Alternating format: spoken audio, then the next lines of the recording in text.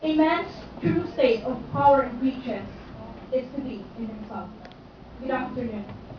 To start off with my rebuttal, good morning, I'm sorry. To start off with my rebuttal, allow me to encapsulate the proposition of the affirmative side.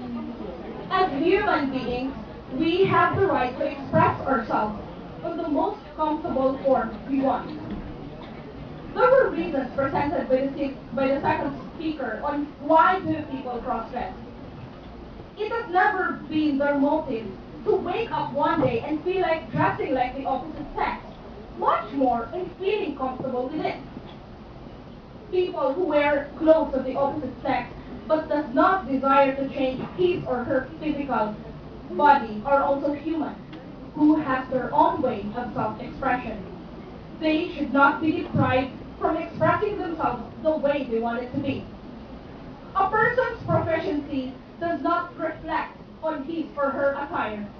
An outfit has nothing to do with your ability to learn and to perform an assigned task in any institution. In schools, we have uniforms, yes. But all the time? No. We have wash days. We have activities wherein we are not wearing our school uniform.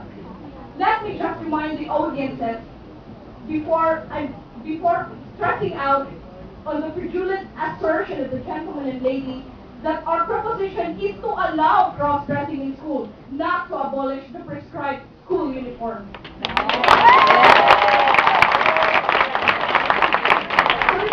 For the first speaker, you should not argue the introduction and closing statement. That is why it is called an argument, because you have to argue the argument. A person won't die if he or she won't be able to dress the way he wanted to be. But do you know that if you deprive a certain person from something he is used to, it will increase the anxiety leading to dysfunctional ability? And you also stated that a school is a place of learning. Well then, I don't find any connection with the way you dress and your ability to learn. Then find out that it will cause distraction.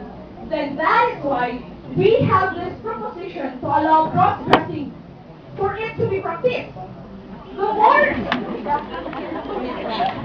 it to be practiced, the more you will practice it, the more you will be used into it. Hence, it would never cause any distraction.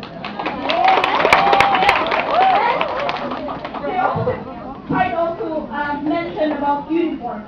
As what I have said lately, our proposition is to allow cross-dressing, not to abolish uniforms. Maybe you have forgotten about wash day. Then the third speaker also, we're not talking about a boy wearing a girl's uniform or vice versa. We're talking literally about the outfit.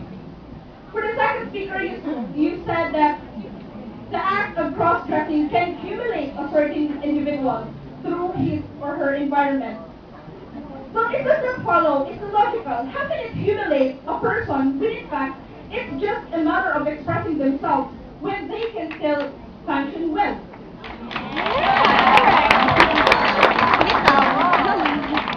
Learning is a process wherein an individual acquires knowledge, skills, and behavior through life experiences, not by the way you act, you dress, or set a certain outfit. It's more disturbing to individuals when you interrupt them on their behaviors. Therefore, we strongly agree in the affirmative side to allow cross-dressing in school on the days wherein we are not wearing the uniform, because our proposition is to allow cross-dressing, not to abolish the school uniform. Thank you.